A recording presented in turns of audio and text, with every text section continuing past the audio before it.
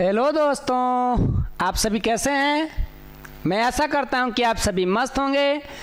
तो दोस्तों, आज की इस वीडियो में हम लोग जानने वाले हैं केमिस्ट्री में जो हमारा एक धातु अधातु चैप्टर है उससे कुछ हम ऑब्जेक्टिव जानेंगे। और यह ऑब्जेक्टिव एक तरह से समझिए धातु से ही संबंधित है। ऐसे तो हमारा चैप्टर के नाम है धातु अधातु, लेकिन आज की इस वीडियो में हम लोग ओनली फॉर धातु से संबंधित इम्पोर्टेंट ऑब्जेक्टिव देखेंगे। और यहाँ से संभावना है कि ऑब्जेक्टिव एग्ज़ाम में पूछ दिए जाते हैं। और भाई मान लीजिए कि जब ऑब्जेक्टिव पूछ दिए जा रहे हैं तो क्यों ना हम लोग इसको अच्छे से जान लेते हैं। तो आइए स्टार्ट करते हैं। तो सबसे पहला हमारा जो क्वेश्चन है वो क्या कर रहा है, देखिए कह रहा कि सबसे भारी धातु। हमारा पहला जो क्वेश्चन है, ऐसे तो हम लोग यहाँ नंबरिंग से समझने के वास्ते लिख रहे हैं, लेकिन एग्जाम में ऐसे नहीं लिख सकता। इसमें क्वेश्चन जोड़ देगा। कैसे जोड़ देगा कि सबसे भारी धातु कौन है, या ऐसे भी लिख सकता है कि निम्न में कौन सबसे भारी धातु है। तो भाई यहाँ पर हमारा आंसर क्या है, यूरेनियम। सबसे भारी धातु कौन होती है, तो यूरेनियम होती है। क्या ये पहला ऑब्जेक्टिव समझ में आया? बिल्कुल समझ में आया होगा। तो चलिए, अब आपके मन में आया कि सर भारी धातु यूरेनियम है और यूरेनियम का संकेत क्या होता है, महान, तो यू होता है। और यूरेनियम अपने आप में जानते हैं ये परमाणु बम जो बनते हैं ना, उन सभी के लिए बहुत महत्वपूर्ण धातु है ये। तो इसीलिए इसको जानिएगा। अगर कह देगा कि किस धातु का उपयोग एटॉमिक बम बनाने में अधिक तौर पे किया जाता है, तो आपका आंसर क्या मार दीजिए, यूरेनियम। और भी हैं थोरियम। तो भाई हम किसी एक को मार देते हैं आंसर, क्या दिक्कत। और फेमस जो है उसी को ना आंसर मारेंगे। तो यहाँ से दो बातें जान गए। और भी बातें हैं, लेकिन चलिए हम लोग एक्स्ट्रा इधर देखते हैं। तो देखिए दूसरा क्वेश्चन क्या कह रहा है कि सबसे हल्की धातु कौन है। क्योंकि पहला क्वेश्चन था हमारा सबसे भारी धातु, तो जरूर इसका दोस्तवा यहाँ तो होगा ही, क्योंकि अगर एक मोटू है तो एक पतलू भी होगा ना। तो सबसे हल्की धातु में हमारा है लिथियम। क्या है सबसे हल्की धातु में, लिथियम। लिथियम का संकेत बता सकते हैं? छोड़िए ना, संकेत तो एग्जाम में उतना पूछेगा नहीं। क्या होगा, Li होगा ना, Li। तो बोलिए सबसे हल्की धातु कौन है, तो लिथियम है। और ये भी कहा जाता है कि लिथियम एक मुलायम धातु है ना। और इसे हम चाकू से भी काट सकते हैं। अरे भैया हाईलाइट तो हमारा सोडियम भैया है, लेकिन लिथियम भी है, इसको भी हम लोग चाकू से काट देंगे, इतना मुलायम है यह। बात क्लियर। अब देखिए चलते हैं हम लोग तीसरा नंबर, जो कि बहुत ज़बरदस्त ये क्वेश्चन है हमारा ऑब्जेक्टिव के लिए। करा कि हथेली पर, हथेली का मतलब क्या, ये हाथ के ऊपरी हिस्सा, इस तरह से जो हम प्रसाद लेते हैं ना, तो कहाँ लेते हैं हम लोग, हाथ फैलाते हैं। लाओ, अब कहेंगे सर भिखारी भी तो भीख मांगता है, वैसे ही ना, तो अलग बात है। लेकिन हम लोग हथेली में प्रसाद जब लेते हैं तो वही हथेली है हमारा। और इसी हथेली पर रखने से पिघलने वाली धातु, बड़ा ज़बरदस्त बात है। क्वेश्चन कैसे बन जाएगा कि ऐसी कौन सी धातु है जो हथेली पर रखने से ही पिघल जाती है। तो कहेंगे सर ऐसा भी होता है क्या? बिल्कुल होता है। तो कौन धातु है, तो यहाँ दो धातुओं का जिक्र है। एक का नाम है गैलियम और एक का नाम है सीजियम। और एक बात यहाँ पर ये भी बता दें कि इनका टेम्परेचर भी दिया है। कितना टेम्परेचर पे ये पिघलना शुरू कर देंगे, तो इनको अगर हम 30 डिग्री सेल्सियस दे दें, मान लीजिए कि ये मेरा जो मार्कर है, साइंस में तो गधों के बाप मानते हैं, इस बात को जान रहे हैं ना। तो ये मेरा मार्कर जो है ये है गैलियम का बना हुआ, माना कि, तो इसको हम कितना टेम्परेचर देंगे तो ये पिघलने लगेगा। तो कितना है, 30 डिग्री। इससे भी कम एगो ही है महाशय, सीजियम। ये कितना, 28 डिग्री सेल्सियस। ये तो और ही जल्दी पिघलेगा। किससे, गैलियम से भी जल्दी ये पिघल जाएगा। तो सर ये हमारे हथेली पर कैसे पिघल गया? तो आप जानते हैं कि हमारा जो बॉडी होता है इसका एक सामान्य टेम्परेचर कितना होता है, तो 37 डिग्री। अरे मानव शरीर का जो टेम्परेचर होता है वो सामान्य रूप से हम कितना लेके चलते हैं, 37 डिग्री सेल्सियस। अब बताइए कि हमारा बॉडी के पास इतना, इसको पिघलने के लिए कितना, 30 डिग्री सेल्सियस। तो क्या यह पिघल जाएगा इस 37 के पास जाएगा? तो हम लोगों में है, हम लोगों में ताकत है ना। ताकत के साथ साथ हम लोगों में तापमान भी है। तो चलिए, ये हम उम्मीद कर रहे हैं कि आप समझ गए होंगे तीसरा क्वेश्चन। अब बात करेंगे हम लोग चौथा पर। क्या है आप लोग यूरेनियम, लिथियम और गैलियम का ऑब्जेक्टिव समझ पाए? तो ऐसे मुड़ी हिले तब ना समझेंगे हम। अब ऐसे करेंगे, ऐसे ऐसे करेंगे। ई का हो रहा है सर, ये तो डांस कर रहे हैं वैसे नहीं करना है। अगर आप लोग को समझ में आ रहा है तो ऊपर नीचे मुड़ी करिए, हम भी संतुष्ट रहेंगे। तो देखिए आगे चौथा क्वेश्चन क्या कह रहा है, जो कि बहुत ही अपने आप में मस्त है। क्या है? विद्युत का सबसे अच्छा चालक धातु किसका जी? विद्युत का। देखिए थोड़ा लिखावट में बड़ा गिजमिज लग रहे हैं, कुछ मिटा दे क्या इसमें? चलिए, इसके बाद अभी तो हम लोग यहाँ 5 ऑब्जेक्टिव की बात कर रहे हैं, और भी हम लोग इसमें जोड़ लेंगे। तो हमको लग रहा है कि आपको आवाज़ तो सुनाई दे ही रहे होंगे कि क्या बोल रहे हैं, और हाईलाइट कर देते हैं। चलिए ना, विद्युत का सबसे अच्छा चालक धातु कौन है भैया? क्वेश्चन बन जाएगा तो आंसर में जानते भी होंगे आप लोग, ये तो हाईलाइट क्वेश्चन है। तो विद्युत का सबसे अच्छा चालक धातु कौन है? तो है चांदी, और इसी के साथ साथ तांबा। 2 धातुओं का हम लोग जिक्र किए हैं, और ये दोनों धातु विद्युत प्रवाह के लेकर काफ़ी हाईलाइट हैं।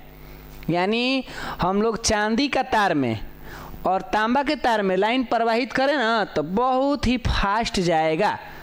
हमारे घरों में ज़्यादातर मामलों में किसका रहता है? तांबा का रहता है तार। कहेंगे सर चांदी के काहे नहीं है? तब तो चांदी के तार आप लगवाएंगे तो भैया ये तो बड़ी महंगा होता है। अब मान लीजिए आप चांदी के तार लगवा दिए, आप हैं 30 मरखा हैं आप, और कहीं आपके घर में चोर आ गया है, जान गया है कि चांदी के तार लगा है फलाना जी के घरे, तो चुपके से जाएगा, आराम से आपका तरवे कबर के ले आएगा। तो आजकल तो आप जानते हैं कि आदमी एक वक्त कुछ खाए बिना रह सकते हैं, लेकिन आदमी एक वक्त बिना इलेक्ट्रिक के तो नहीं रह सकते। ये तो ऐसा हो ही गया है। अगर घर में कभी हमारा इलेक्ट्रिक आधे दिन के लिए कट जाए तो त्राहिमाम समझ लीजिए हो जाता है ना। पानी से लेके दुनिया जहान सब घर बुझाता है कि ये क्या हो गया है। आज घर का एकदम उदासी माहौल किसके वजह से? विद्युत के वजह से। तो कृपया करके हाथ जोड़ी है कि आप लोग चांदी के तार ना लगवाएं, तो घर का माहौल ख़राब हो जाएगा। क्यों? क्योंकि हमारे चोर भाई साहब तरवे का भर ले जाएंगे, तो दिक्कत है ना। इसीलिए तांबा धातु का हम लोग उपयोग अधिक कर लेते हैं, और सस्ता भी होता है। सस्ता मैंने किसके अपेक्षा? चांदी की अपेक्षा। ये मत समझिएगा कि तांबा फेंका हुआ चल रहा है, ये तो और ही महंगा है हम लोग खरीदते समय। लेकिन इनके बीच तुलना करें ना तो ये तो हमारे लिए सस्ता पड़ जाता है। तो इसीलिए चलिए भैया तांबा के तार लगवा लेते हैं। तो विद्युत का सबसे अच्छा चालक धातु कौन है?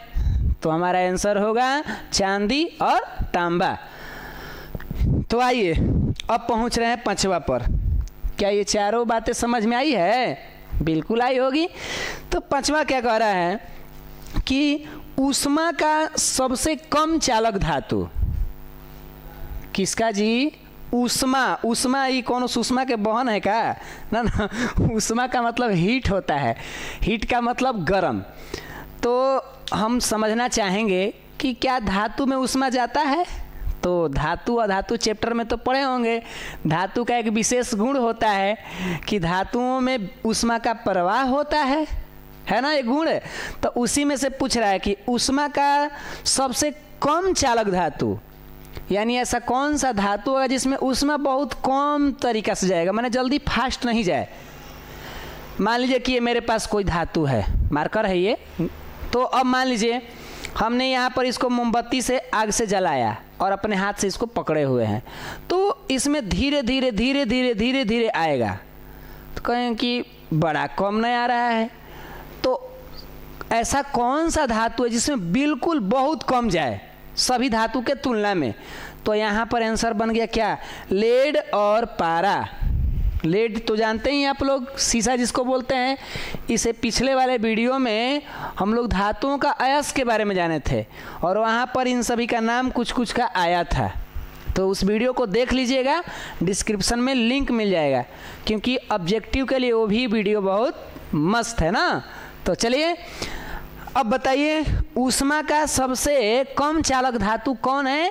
तो लेड और पारा। लेड और कौन जी? पारा। तो हमको तो पता चल रहा है कि आपके मन में एक प्रश्न जा रहे हैं। क्या जा रहे हैं? तो देखिए हम बता रहे हैं, हमको पता है ना, थोड़ा मिटा लिया जाए। तो बोलिए तो सबसे भारी धातु कौन है? आंसर दीजिए। तो सर यूरेनियम। बहुत बढ़िया। तो इसी बात पे बता दीजिए कि सबसे हल्की धातु कौन है? बोलिए। तो आंसर क्या होगा? लिथियम। क्लियर? कहेंगे सर आप ही बोल रहे हैं, सर वो बोल दे रहे हैं, तो क्या करें? आपको हमको उम्मीद है ना कि आप बता दे रहे हैं। नहीं बताएंगे तो आप हीरो हैं। अब आप ना जानेंगे कि हीरोगिरी आपका कहाँ तक काम आएगी। ऊष्मा का सबसे कम चालक धातु हो गया ना लेड और पारा। आपके मन में प्रश्न जा रहे थे कि सर कम वाला बता रहे हैं, ज़्यादा वाला नहीं बताइएगा क्या? हमको भी ये फीलिंग हो रहे थे, महसूस हो रहे थे ना। तो देखिए, ऊष्मा का सबसे अधिक चालक धातु, यहाँ पर अगर हम अधिक वर्ड लगा दें तो हमारा एक क्वेश्चन बन जाएगा कि नहीं? यहाँ पर 6 नंबर पर, यहाँ पर बस क्या लिख देंगे? अधिक। बाकी सब इतिहास के पन्ना पलट के छाप लेंगे इसको, है ना। तो बताइए, ऊष्मा का सबसे अधिक चालक धातु कौन है? तो ये यहीं पर आंसर है, चौथा वाला ही। चौथा वाला में जो चांदी है और जो तांबा है ना, यही आंसर है। कहेंगे वाह सर, एक तीर से तो 2 शिकार हो गया ना। बिल्कुल, कभी कभी जीवन में हो जाएगा।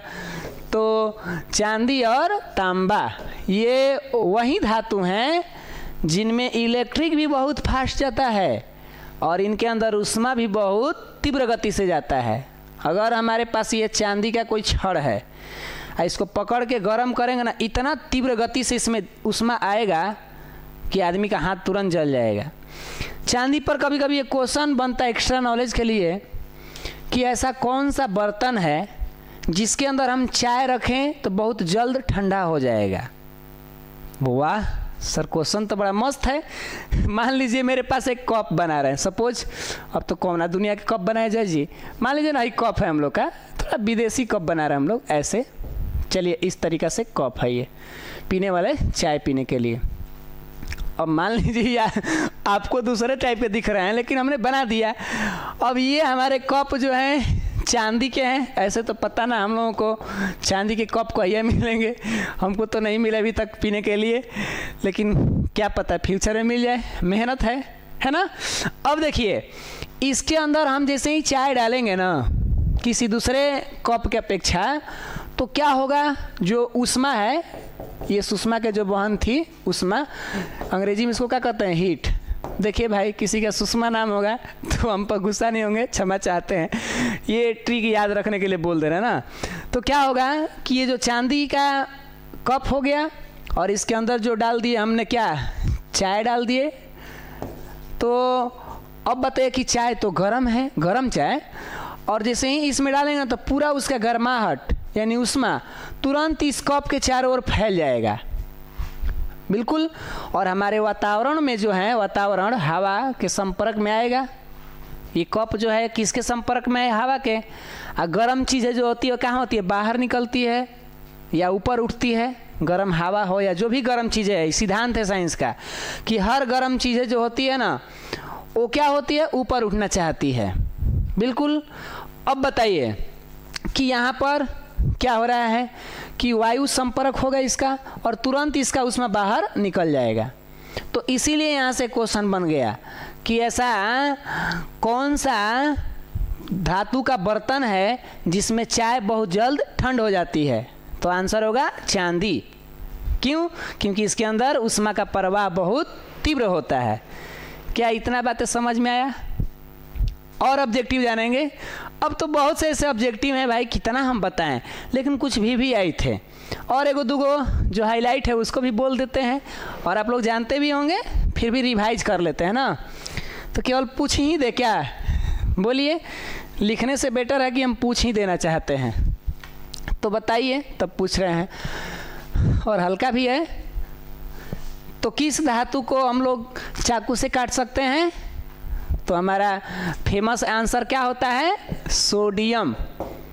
क्या होता है जी फेमस आंसर हमारा? सोडियम। साथ में लिथियम भी है ना। और ये पूछे, बोलिए, तो बताइए ऐसा कौन से धातु है जो सबसे अधिक तन्य है?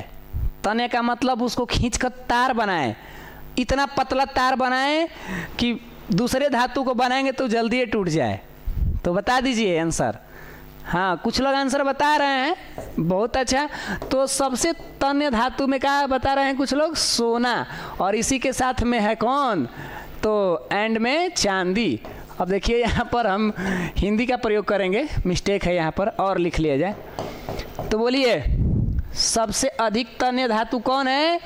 तो ये है सोना और ये है चांदी। क्या जानते हैं इसमें 1 ग्राम सोना से कितना किलोमीटर? कमेंट मारिए, कमेंट छोड़ दीजिए सब। और बताइए, और कोई क्वेश्चन पूछते हैं। किस धातु को केरोसिन तेल में डुबो कर रखते हैं? बताइए। बिल्कुल सही। तो यही सर सोडियम। कौन जी? सोडियम। अच्छा बात है। लिख नहीं रहे हैं, सुनकर लिख सकते हैं आप। एगो ऑब्जेक्टिव के लिए स्पेशली बना लीजिए कॉपी, यहाँ पर धातुओं से संबंधित और भी बहुत सारे ऑब्जेक्टिव भी आएंगे। तो अब बताइए कि कौन सा ऐसा धातु है जो कमरे के ताप पे द्रव अवस्था में पाया जाता है? कमरे के ताप का मतलब घर में आप उस धातु को रखेंगे तो पानी के रूप में दिखेगा। अजीब बात है? तो अजीब बात नहीं है, वो तो आप जानते हैं ना। कौन है? पारा। कौन है जी? पारा। ये किस रूप में रहता है? तो ये रहता है द्रव रूप में। और कहा भी जाता है कि धातुओं का अपवाद है, क्योंकि जितने भी धातु हैं वो अधिकतर ठोस में पाई जाती है। आई कहता था ना कि ना भैया, धातु भैया हम देखिए द्रव में रहते हैं। तो कहा धातु कि चलो भाई तुम जब द्रव में रहोगे तो ठीक है, बाकी सब मेरा नियम पालन कर देना। तो इसने कहा कि हाँ, तो कोई दिक्कत नहीं। तो इतना समझ में आया। क्या और ऑब्जेक्टिव जानना चाहेंगे? ऐसे देखिए बहुत सारे ऑब्जेक्टिव हैं। हम उम्मीद करते हैं कि इतना ही रहने दिया जाए और हम अगले वीडियो में मिलेंगे, कुछ दूसरा टॉपिक पर बात किया जाएगा, ठीक है ना। तो बस आज के लिए इतना ही रहेगा। मिलते हैं आपसे अगले वीडियो में। तब तक के लिए आप मस्त रहिए, स्वस्थ रहिए। जय हिंद, जय भारत।